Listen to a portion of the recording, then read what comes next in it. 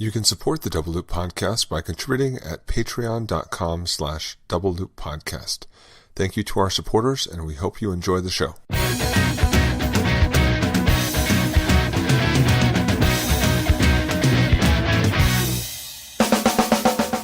Welcome to the Double Loop Podcast, your source for everything about fingerprints. While you're working on your comparisons, we'll talk about comparisons. I'm Eric Ray.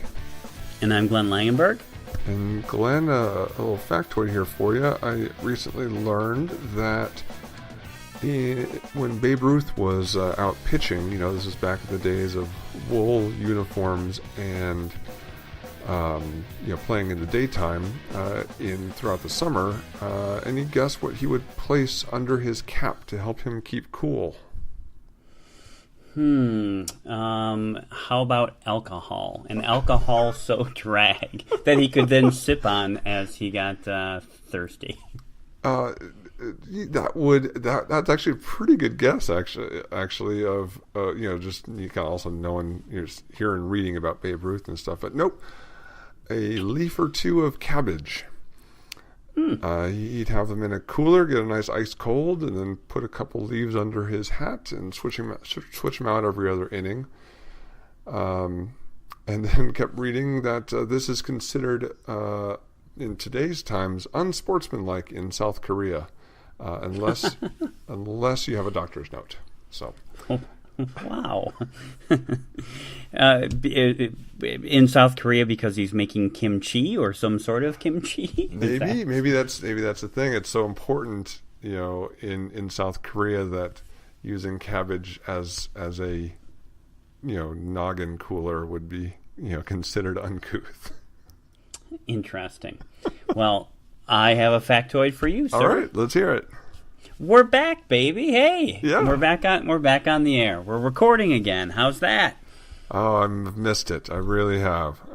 So I'm excited to be back on the phone here with you, and hope again. I think I've said this multiple times now, to get back in a rhythm and keep it running. We've got a lot to catch up on. And it'll take us a few weeks to catch up on everything that's been going on over the past probably 6 months or so, 5 months. But well, if they're new listeners, they won't notice any difference. This will just be the next episode. But you're listening in the far distant future, you really didn't notice anything. It just continued right along in the next episode. But in real time, it's been a few months off. But looking forward to covering all the emails and papers and well wishes. Exactly, that have been coming through in that time period. And I do have a couple of things to update you on too, Eric, that I think you'll find very important. Okay. So fingerprints are still unique. Oh. And they are still permanent. In 2018. Has not changed. Yep, has not changed. Breaking news. So just want you to know that. And and we're still getting Daubert challenges even today. They're still under the gun, and frankly, nothing has changed. Nothing has changed. 6 months off, and still the same old profession we were. Well, as a quick recap of things, one of the reasons that at least this hiatus started is because after we recorded our last episode interviewing Anya Einstein back at the end of September, then we both had some trips scheduled, and I ended up going that month to Alaska, to the Netherlands, and to Panama City Beach, Florida. And what a whirlwind of travel and different foods and people, and that definitely was a interesting and exciting travel month. What did you discover in the Netherlands about fingerprints that you didn't know or surprised you? Well, let's see about I learned, this is fascinating to me, the world's first remote fingerprint system. You know how we have the databases, right? And then the computers just go zip, zip, zip and talk to each other back and forth. Yep. in Eastern Europe, and I don't have this stuff in front of me, so this is kind of a little vague on countries and stuff. They developed a international fingerprint database system to transmit fingerprint data across with Morse code. They had this whole series of tapping out all the patterns, and then more specifically where all these events were happening in the cores of all these patterns, so that if someone got arrested across international borders in Europe, they could dit and dot and tap out the message across the wire and with like a telegraph, send that information across to be on the lookout for this person, and there was a little talk about that from one of the examiners from Eastern Europe that whose country that guy came from. Like I said, I'm not prepared because it just sprung into my mind with all the details of this, but I found that absolutely fascinating. That's really cool. Okay, all right. I had no idea. No, that is pretty fascinating. Will that be in a future episode that we might hear from that examiner then? I hope so. I got it in my notepad of all the notes I took at the European Division Conference, and yeah, that'd be a great idea to get her over Skype or something and get more of those details, because the talk that she gave at the conference I thought was absolutely fascinating. Cool. Okay. Of how just with the technology at the time, able to share that information and use it to catch those border hopping criminals. That is actually really cool. Well, that's a great takeaway. So, yeah. I also had a lot of travel in the fall. I went to China for the first time, and went to an International Fingerprint Research Group conference called IFRG. And a lot of well-known researchers were there. Christophe Champeau, Chris Leonard, Andy Beque, Josef Almog. Basically anyone who's done any research in areas of fingerprint development or chemical enhancement development, etc., of latent prints, they were attending, and it was very cool. The Chinese are amazing hosts, and we had it was very similar to the experience in Taiwan. They think of everything, they take care of everything. Oh, actually, I have a story. Oh, okay, go ahead. It just came to me. So one of the evenings, the early evenings, we were supposed to meet all of these diplomats and folks from the university police system. It's their police college is part of their university system there that we were staying at. Okay. And they were having this big banquet for us, recognizing they had all these international delegates. Brian Dalrymple from Canada, and all these other people. Many people have been on the show before. We've talked about, and they had said that dinner's at 6:30. But we didn't finish at the conference till maybe 5:30, and I needed to get back and make some phone calls, and I had some things to take care of. And at 6:25, there's a knock on my door, and because we all have these little handlers that follow us around everywhere, and so at 6:25, they're like, "Mr. Glenn, are you ready to go to dinner?" I'm like, no, just give me a few more minutes, and I'll be up. I knew where the dinner was, but I didn't know it was going to be much of a big deal. I just thought it was dinner, right? And so anyway, I'll be up in a few minutes, and then 3 minutes later, there's another knock at my door, and I just was like, well, I'm not quite ready. Just give me a couple more minutes. I'll meet you up there. I'll be up there. And so now it's 6:35 or whatever. And there's another person who has now knocked at the door, different from the first person. And this person is very nervous.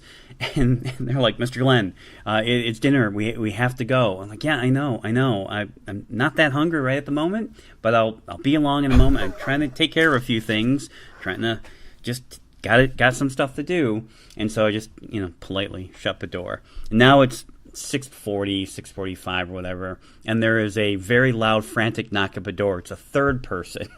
And the other two people who had previously knocked on the door are now standing in the hallway, and this third person just sweating bullets. And he's like, Mr. Glenn, please, you have to come to dinner now. I'm like, all right, for God's sake, all right, fine. And I'm like, all right, I'm here, I'll throw on a jacket. And he's like, no, you don't realize dinner has started and you're seated at the vice president's table. And the vice president is sitting next to you, waiting. And then I went, oh no. And it began to occur to me, and you've been there, so you know the culture. They seat their respected people with various people, and there's a certain level of respect. And if you are not there, you are disrespecting them. Right. And I realize now that my absence is causing a potential international incident. Now, when you say vice president... The vice president of this university police commission, blah, blah. Some high-ranking officer in Chinese government. And I now realize, this is why they're all freaking out. So I grab my stuff, I go up to dinner, but knowing that the Chinese love magic, I grab some magic tricks and some cards, and I figure I know how to smooth this over. So when I got up there, I apologized profusely. I didn't realize, and I could tell that she was pretty icy. And this vice president, I was sitting next to her. She was waiting on me, and I just realized how disrespectful that was. I didn't realize what this event was or this whole issue, and I just tried to explain. I didn't realize. I'm sorry. I had to call home, take care of things, blah blah blah. But then I showed her some magic tricks and smoothed everything over, and she seemed to warm up very nicely after that. But I do want to apologize to China. I did not mean to disrespect them. Well, I'll jump in with a quick story as well of my travel to the Netherlands. So it being in Amsterdam, it was just basically seeing the conference during the week, and then on Saturday, stayed a little longer to see parts of Europe. So on Saturday, I biked around Amsterdam, and it was gorgeous, and all the canals are amazing, and saw the Van Gogh Museum, and which is kind of weird because when you think of Vincent van Gogh, what's the first painting that comes to mind? Self-portrait. Self-portrait. Okay, for me it'd be Starry Night. Okay. But self-portrait, sunflowers, people have things that jump into mind. So Starry Night is in New York City. It's just where it ended up after it got sold and stuff over the years. And self-portrait's actually in Detroit. This is why it always comes to my mind. Yeah. Well, he did lots of self-portraits, but he only did the one Starry Night. In the Vincent van Gogh Museum in Amsterdam, there is no mention or reference or picture in the thing to buy in the gift shop of Starry Night. It's like really it did not exist. Pretty fascinating. Huh. I just found that really amusing. Anyway, so then I thought that I would jump on the train and then on Sunday go to see Germany, which is kind of northwestern Germany is where my dad's side of the family is from. So I thought I'd kind of just wherever the winds took me. So after biking around, like I said, Amsterdam all day, I was really kind of just winging it and didn't have a hotel reservation for Saturday night, thinking that I'd just kind of jump on the train and figure it out as I went. But spent so long in Amsterdam because there was just so much to see that I figured, maybe I'll just stay here in Amsterdam and then get on the train first thing in the morning. And there's no room at the inn, and so I just kind of take a backpack, leave most of my luggage with the hotel that the conference was at. Say I'll be back for this, Monday morning when I fly out. And I'll just kind of figure I'll just walk to another hotel. And then that hotel was full. And so was the next one. And the next one. So I I kind of start looking around and see that there's a train departing for Germany. It's now like 1 or 2 in the morning. So I make it to the train station, jump on the midnight train to Germany, with apologies to Gladys Knight and the Pips. Here I'll just sleep kind of as I go. And the train stops in, I'd have to look on a map of the next Dutch town, kind of closer to Germany, but bigger Dutch town there. And realize, I got like a layover here of like 5 hours. Well, maybe I'll just kind of find a bench to kind of park on in the train station. Nope, security comes around. Train station's closed. Get out. So I started wandering around the city, find another hotel. Nope, they're booked up. And then I get informed there's going to be no hotel in the entire city with a vacant room because the Rolling Stones are in town tonight. Oh, wow. You are a vagrant bum. So, and I have no place to stay. So I wander until I hear some noise, and there's like, Saturday night stuff going on, and I find an all-night kebab shop. Order myself some gyro meat, sit down in a booth, and just kind of sit there half asleep for a few hours until I can make it into, onto the train. The train the next morning is beautiful because it goes right along the Rhine, with like the wine country in Germany, and it is gorgeous. There's just vineyards going up the mountains, up the sides of the mountains off the river, and it's just beautiful. So I ended up in Frankfurt, and Frankfurt is amazing. It's like the financial capital of Germany, and everything's big. It's like Chicago. Like there's artwork outside that's just like boom, big, huge sculptures and statues, and the buildings are immense, and all mixed in with the old European buildings, but these metallic pillars to capitalism. And then they had the specialty there in Frankfurt is the schnitzel with green sauce, which was amazingly good. And I guess you could only get the ingredients for it. Like it's like specialty to Frankfurt. No one else in Germany makes this stuff. Anyway, that was all great. Get on the train Sunday night because I got to catch the flight. My flight back home Monday morning. To home from Amsterdam. So this is now the second night I'll be spending on a train without a hotel or shower or anything. And so I need to change trains in Dusseldorf. So getting there, all of a sudden I see the sign, all of a sudden, boom, Dusseldorf.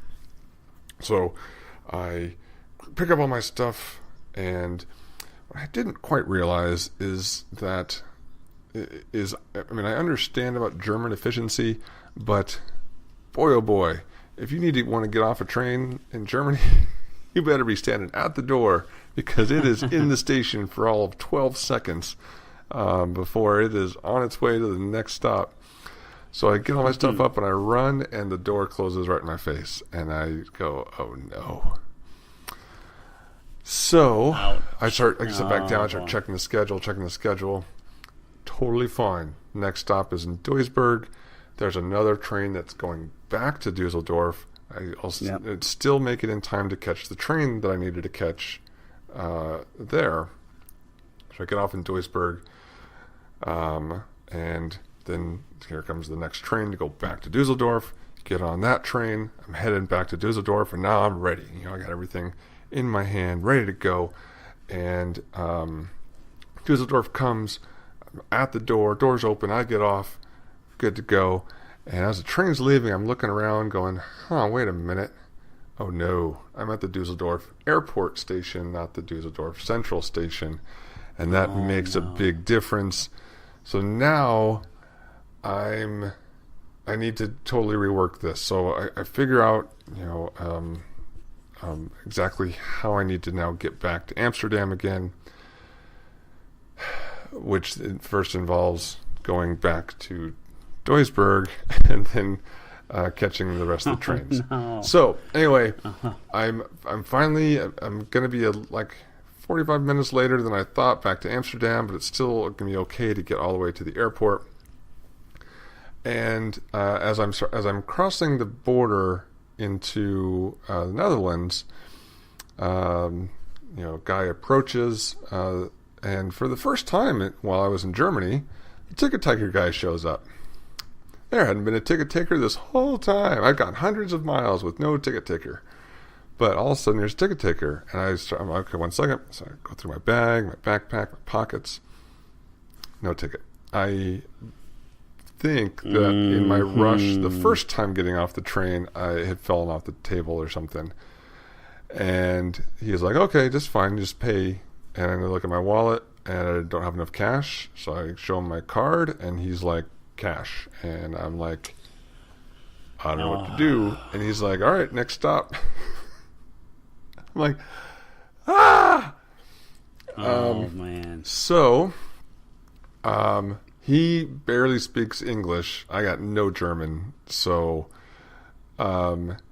he comes back around after a few minutes and asks to look at my passport. And I'm like, what am I? Here you go. I got the passport. Here's my passport. He starts flips through every single page of my passport, most of which are blank because I haven't really done a whole lot of international travel. And he decides to take pity on the the hapless American and says, it's okay, you can stay. Okay. Realizing that this is my first time in Europe because I don't have any other stamps in my passport. But 10 minutes later, he's like, all right, come on. I'm like, what? I maybe I misunderstood. Oh, I thought he said I could stay. We're coming up on the next stop. He wants me to, come on. So I get all my bags. He leads me off the train, and I'm like, oh, well, okay, I'll just buy a ticket and get on the next one. And he starts running forward on the train and yells back, come on. So just start running after him, and we get onto about 2 cars up back onto the train. Turns out the train was leaving my car behind. Oh my gosh. And the only cars that were going to keep going all the way to Amsterdam were the ones at the front of the train. Yep. So kind of a good thing, Anyway, I eventually make it back. I get off in whatever the first town or big city in the Netherlands was. Since I don't have a ticket, I have to ask for help from the police officer to let me out because you need your ticket to get out of the train area in Amsterdam, the Netherlands. Buy another ticket, go back in, get on the train, get back to the hotel, get all my stuff, get back to now the metro, go all the way to the airport, rush in, running all the way across the Amsterdam's airport, finally make it to the gate with about 15 minutes to spare. Wow. The flight was delayed for an hour, so I had an hour and 15 minutes to spare. Okay. And then eventually made it back okay. So, wow. That was my train adventure in Germany. That's a harrowing story. And I guess, I don't know, I think I'm partially used to it because whenever I travel, stuff like that seems to happen. But I know some listeners would be like, I couldn't have handled that. That would have driven me absolutely insane to, well, be careful when you travel with me because it ends up being an adventure. Glad you made it back and you're not in a German gulag or prison. Or they might have German gulags. I think that's a different country, but that's okay. Yeah. Close enough. Close enough. All right, Glenn. This is enough reminiscing or recapping of our adventures over the past few months. Let's talk about some fingerprint stuff. You were involved in a Daubert challenge recently. Right. So I'm not going to say the state right now, and just because it's an ongoing case and some other stuff, and, I don't think it's that important. But I had a chance to go to a different state for a Daubert hearing. Was this as part of your Minnesota duties, or... No. Nope. No. Okay. Private consultant. Basically, what had happened is it was a homicide case, I believe, and there were multiple defendants in the case, and the case had been worked by an examiner who essentially was retiring or had just retired. And new examiners came in and reworked the case. But the old examiner, high school education, old, kind of 70s latent print training and approach, and, a few weeks of training through FBI schools and, and that sort of thing. And, mostly on the job kind of, right. Learning. And, the requirements at the time, were very limited to what you need to be for a latent print examiner. And then this agency hired newer examiners who have education, understand the standards, and up on SWGFAST and make all these changes. But it's also a police organization that's not accredited, so they're trying to make changes within the agency. That whole story that we've talked about many times in many agencies. And so now there's a Daubert challenge in this state, and the defendants in the case have hired. Or I shouldn't say they hired. There is a large law firm, and I've encountered this a couple of times, where a local law firm will take on these kinds of cases. They don't take a ton of criminal cases, but when they do, they have lots of resources and people to throw at it. And it was crazy when the hearing started. It was just like one of those scenes in The Simpsons where Mr. Burns's army of 12 lawyers comes marching in.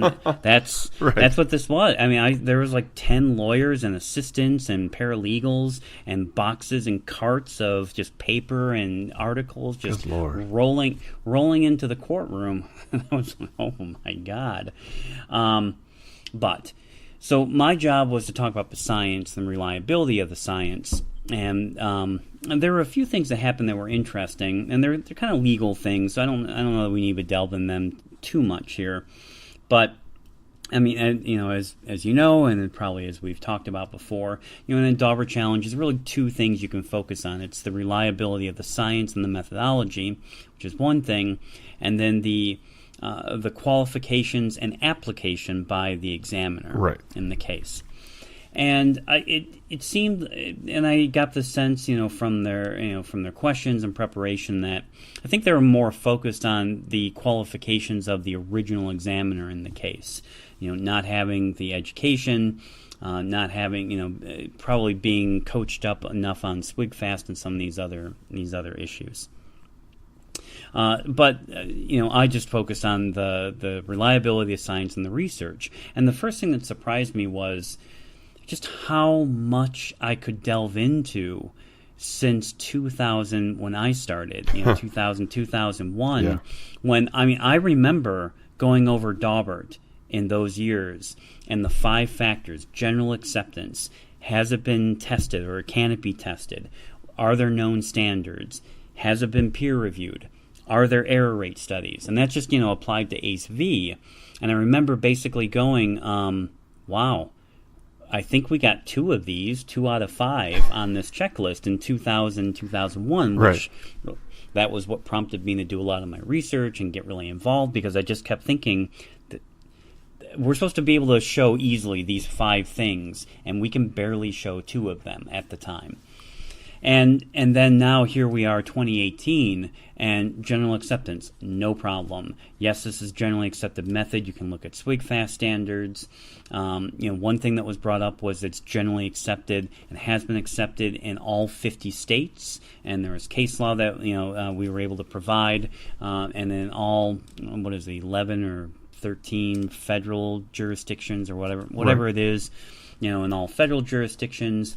Basically, it's accepted in the courtrooms and generally accepted amongst practitioners. So general acceptance, easy peasy. Has it been tested? I threw a whole bunch of research articles just up on the screen and said, look, besides error rate studies, we've done eye tracking studies. We've done studies comparing experts and lay people. We've done bias studies. We've done analysis studies to see, these tasks, how good are they at this task or that task. We've done comparison studies. We've got the sufficiency studies. We've got the NIJ stuff I did with Cedric. We've got people using models and tools, and I just rattled off, 20 different things that we've been able to do in the last, 2 decades. Known standards, SWIG-FAST. You can get accredited and follow those ISO standards. You can get certified, and again, all these different qualifications and rules and different things out there that are in place that can prop up not just the profession but you as an examiner. So cited all those things. When it comes to peer review, I just named a bunch of journals in which articles are published in, including Proceedings of National Academy of Sciences, for the Noblest study, and just named a bunch of others. And then I like lastly, throwing in the Royal Statistical Society for as well for Cedric's paper. Well, that was actually the first research article we led off with the discriminability of fingerprints. Right. When the question was asked, are there studies that show that fingerprints are unique? I talked about, well, you can't prove uniqueness. It's an improvable concept. But we have research that shows X, Y, Z, and we have research that shows that fingerprints and their arrangements are highly variable.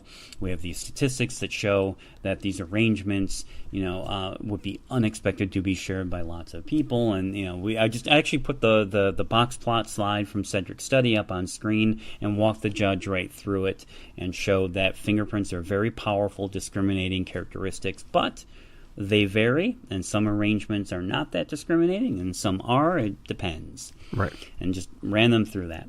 And then, lastly, the error rate studies, and ran them through all the different error rates, noting that only 2 of them are mentioned or considered by PCAST to be valid error rate studies for the purposes of measuring error rates. But I did point out that these other studies that do report error rates doesn't mean that they were invalid. Their purpose was not to just report error rates, but error rates were a part of those studies, or they were discounted for various reasons that I don't know that should discount them completely from an error rate discussion.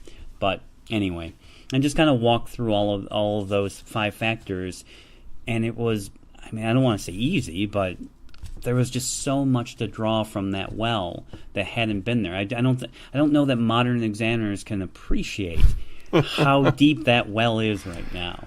You've almost have doubled the years in the field that I do, and I still feel it even though I started in 2007. The change in the conversations that were going on the message boards and just at conferences from my first conference in 2008 in Louisville to some of the conference, like the one in Phoenix or Rhode Island, a few years later, after the black box came out. Things absolutely changed dramatically in how things were described and how specific you can get with all the research data instead of the more generalities and theoretical arguments that were made before. There really is just a wealth, and I tried to name just a bunch for listeners if they're ever thinking about preparing for a Daubert hearing. But if you're familiar with the research and have listened to other past episodes, I think we've gone over enough of those studies that I really do think that examiners have an easier time. The stuff that was probably more complicated in this hearing were the discussions about what does identification mean? What's an individualization? Is it to the exclusion of all others? That's the stuff I think that was more complicated and more nuanced. But I think we're able to make that point to the judge and explain this terminology, and we weren't proposing to the exclusion of all others. The original examiner in this case was, of course, but that's how she had been trained years ago. Right. Whereas the newer examiners had taken over and said, no, we don't say that anymore. It's an identification, but that doesn't mean this. It just means this. And they again were much more familiar with current terminology and these issues. So, any interesting questions, or I mean, did you get to hear some of the other experts from the other side testify as well? There were no other experts on the other side. It was just me. I feel that. I mean, I got some good questions, and I actually thought she was very fair, and she poked around a little bit, but I don't know that she seemed to know this stuff really. Well, either she didn't know it really, really in depth, because she only seems to know PCAST pretty well. And she caught me on one thing that I guess I had missed in the PCAST report. This is the defense attorney? Mm-hmm, yep. She had asked, so what? All right, so let me back up.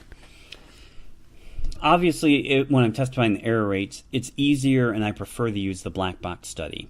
The Miami-Dade study, while I appreciate the study and it's useful, obviously 1 in 18, which is a number that gets thrown around, is a difficult number to deal with if you don't know the background of the study and some things to talk about. Because first of all, it's not 1 in 18. Nope. That's the upper confidence limit. The result in the study was 1 in 24, but that's not actually the actual number either, because...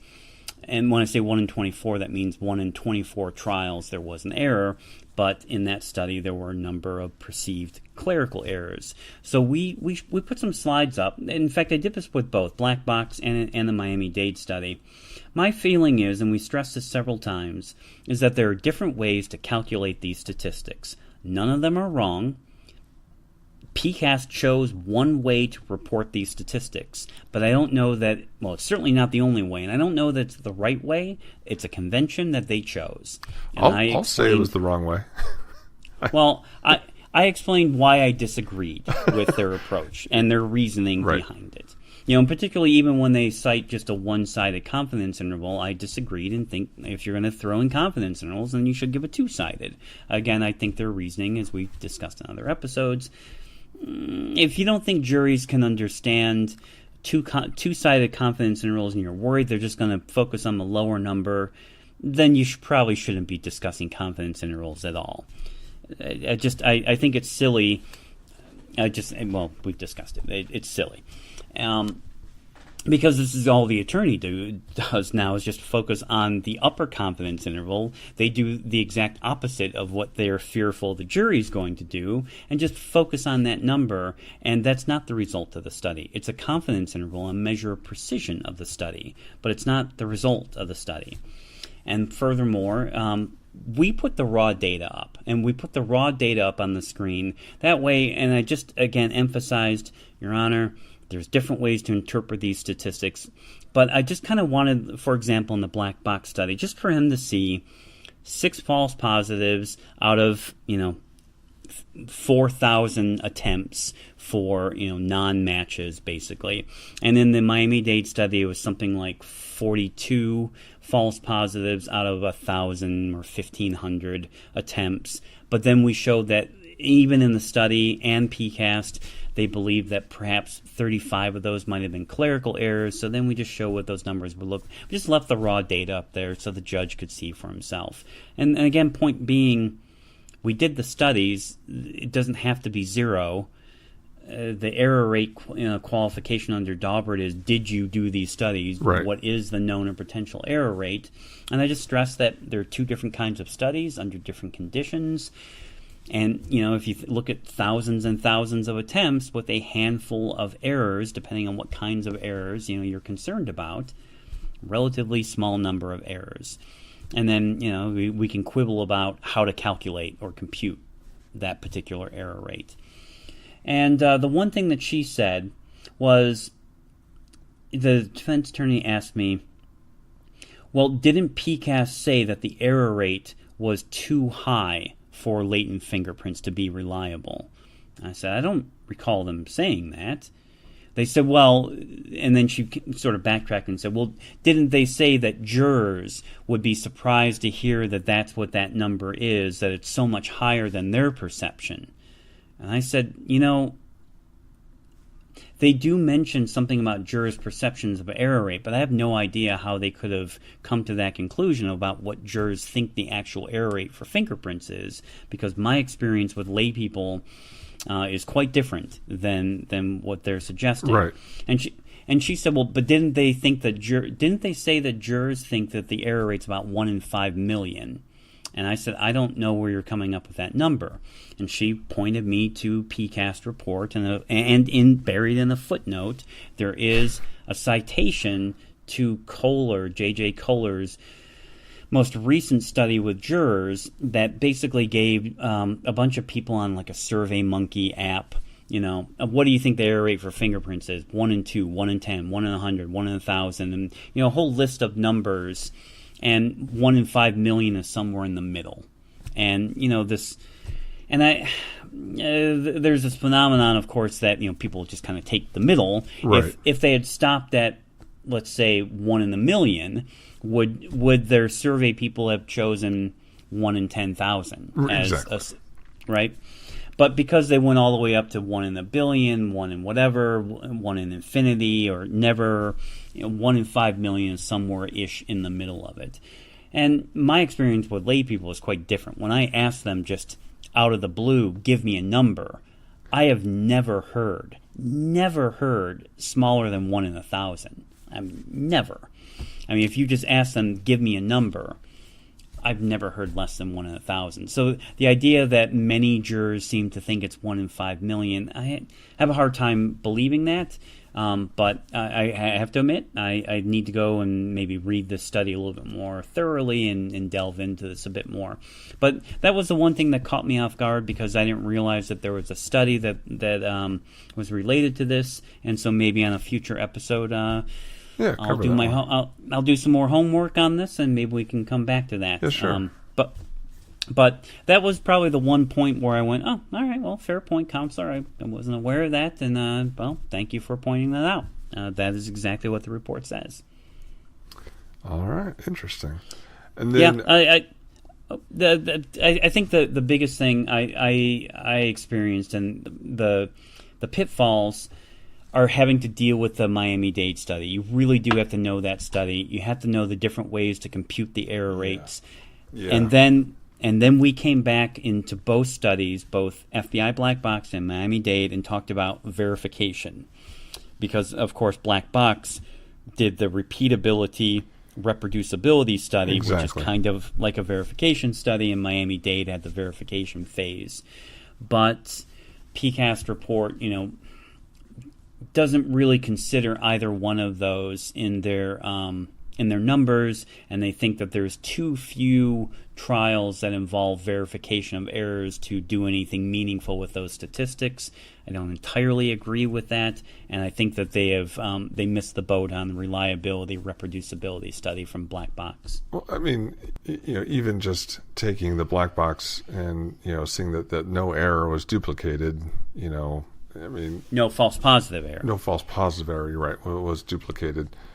That speaks a lot for the verification step, in and of itself. But then you're right. They went in with the whole repeatability thing, and there's definitely good numbers and good data there as well that speak to the effectiveness of verification. Yeah. Yeah, and we touched on that. And again, it's not perfect. I mean, there aren't massive. We don't have the same massive data that we do for the first Black Box part, for the ACE portion. But again, and of course, just common sense. I mean, just sometimes can we just have common sense? Even if your verifier is doing a half-assed job and catching half of the errors, you're still catching some errors. Right. So of course, the verification is going to have a reduced number of errors. I mean, again, even if they're barely paying attention. But I'd like to think in these studies, people are, doing a good job at the verification aspect. Let me ask you about this then. So we've talked about it before, but one of the things that I keep thinking about when these error rate things come up is the where are all the errors phenomenon. we're doing these searches in huge databases, and if there were errors happening 1 out of every 18 times, let's say, especially when you're searching NGI with 1 billion fingerprints and it's finding the close non-match that it can find. I mean, how long can that continue before we identify somebody who was in prison or dead when the crime occurred? Right. That's not happening. So, well, it's not happening at a frequent rate. At a frequent rate. And it's certainly not happening at 1 in 20 or whatever. Exactly. And do you see that as a helpful argument to make? Not in a hard data sense, but in a more of a just, again, common thing. sense. Yeah, common sense kind of approach. I made that argument in 2005 or 6 in Minnesota in our first Fry hearing. Yeah, and it was a very good defense attorney that was dealing with me, and it fell flat. I tried to make that argument, but it fell flat because I didn't have data, and it was nice when I came back for the next hearing, we had data, and I just preferred relying on that rather than that argument. I mean, I'm with you from a common sense approach. We should rampantly, as you say, be identifying people already in jail. I mean, if it's happening 1 in 20 or 1 in 18 or whatever, I mean, it's ridiculous to think that that's the error rate. I mean, society would really be pretty messed up given the number of identifications that are happening on a daily basis. I mean, that said, I mean, again, I prefer to default to the data. No, I obviously don't think it's happening at that rate, and I think common sense leads us, to a safe realm. But my experience with private casework, and I don't know how much private casework you're doing these days, man, but the thing that I keep seeing mostly in private cases is that, again, this is a general rule of thumb. For the most part, the examiners that have that limited training, the ones that are most likely to make errors, they're not pushing the envelope. They're basically dealing with easy peasy latent prints. It's the agencies that have the well-trained examiners, the level 3 examiners, the radiologists who really begin to push the envelope on things. Those are the ones I'm more concerned about than some of the less trained examiners who only deal with 30-point, latent prints. Everything else, they just know value. Right. And I'm not exaggerating. You probably have seen that they just know value unless it's almost pristine APHIS quality. That definitely does happen in some agencies for varying reasons. It seems like in depending on the agency, whether it be training or just lack of oversight or lack of continuing training, it seems like or just natural drift. But I think there's different reasons different agencies end up there. But yeah, absolutely, it does happen. So did you get the result back from the judge? Yeah. Two things. Well. Okay, so yes, 2 things. First of all, the first thing is the judge ruled from the bench right after I left. I mean, I had to leave and catch a flight, so I didn't stick around. But I was getting texts from the examiners who were sitting, through the hearing, who said, Judge ruled. He said, Dr. Langenburg, clearly showed, met all these criteria and so forth, and admitted. The thing that I will say, this was very flattering, and it was kind of nice and kind of sweet, and made my day. And I even hesitated to do this in the first place. There were these moments during the hearing where I was getting asked questions where I would pause and go, "You guys are going to object to that, right?" And there was no objection. Things like, well, Dr. Langenburg, do you think that, the ACE-B methodology meets all the Daubert criteria and should be admissible in court? And that's how they asked me the question.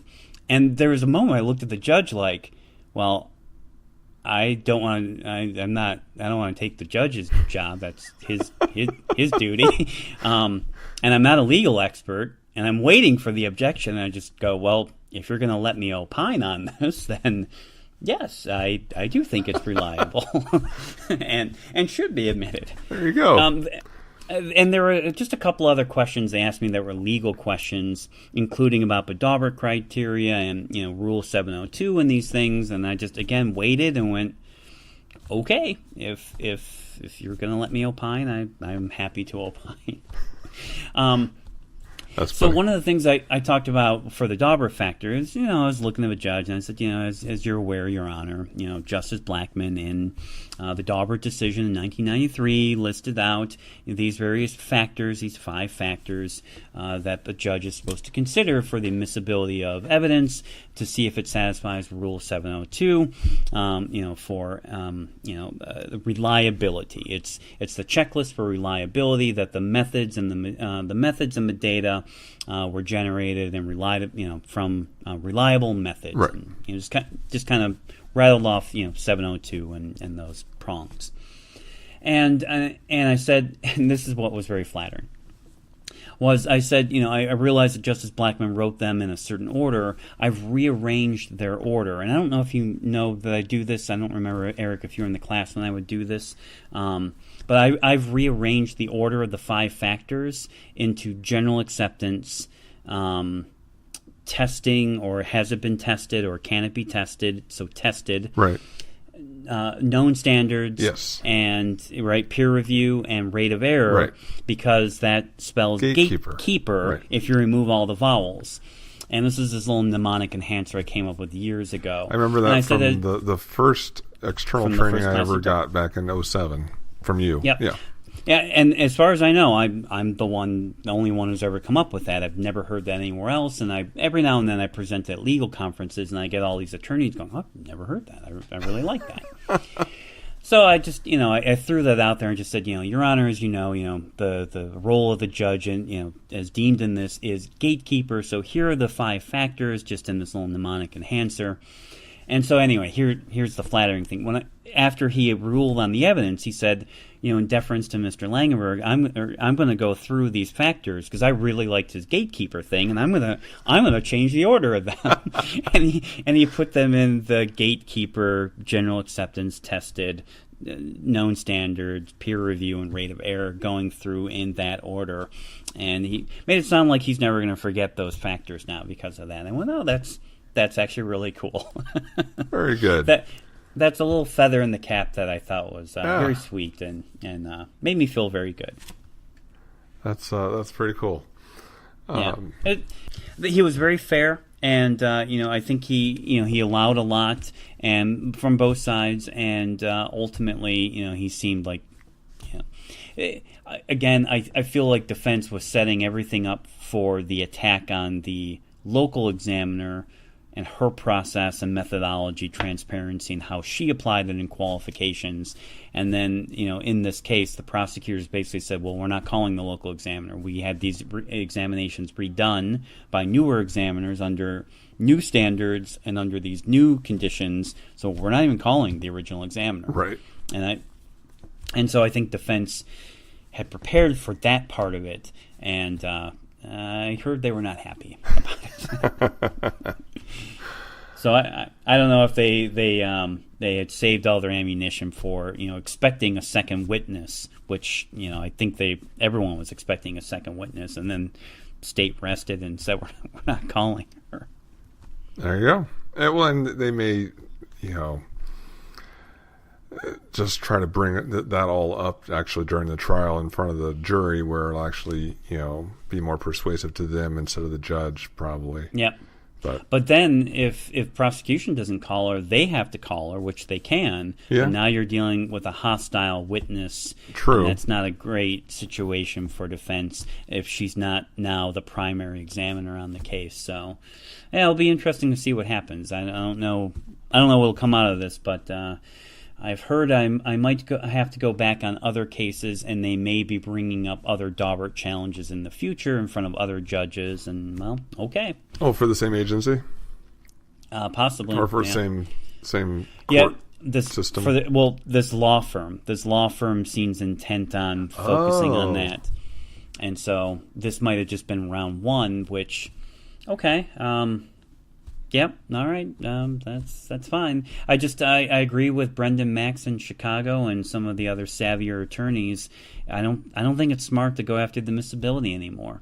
I mean, if you're going to strategize, bring up those issues in trial, not during a pretrial, and go after the examiner on the case in front of a jury, which is a much harder audience than just the judge. Right. So there, I just revealed the strategy to defense in that case. Yeah, the next half dozen late print examiners that get ambushed by that stuff. Well, thank you for that. But yeah, they can send me their hate mail. Yeah. All right. Well, what do you have coming up here in the next few months that people might be interested in?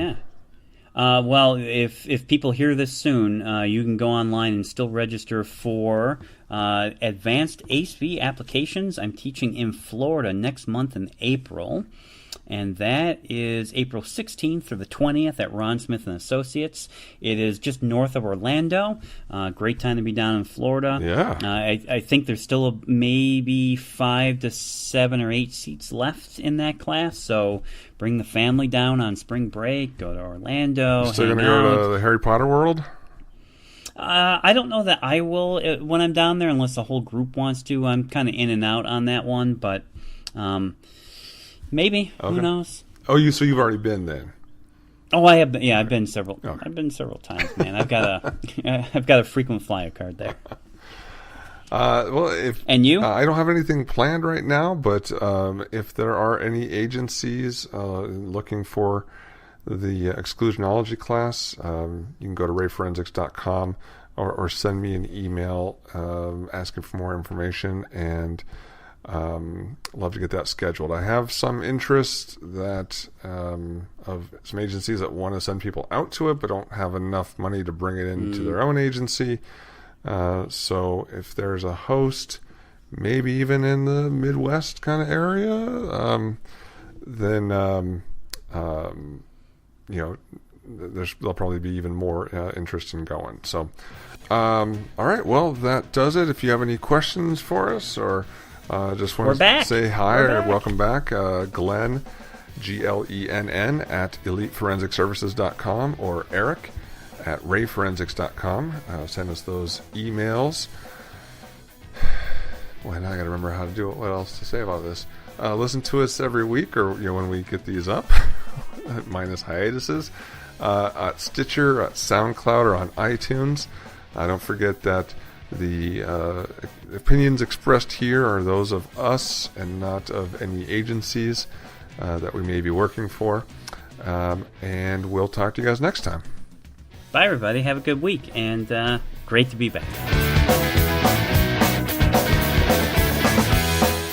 Music on the Double Loop podcast provided by Blue Wave Theory. See them live in concert in New York City on Saturday, May 5th, or in Cape May, New Jersey on Saturday, June 16th.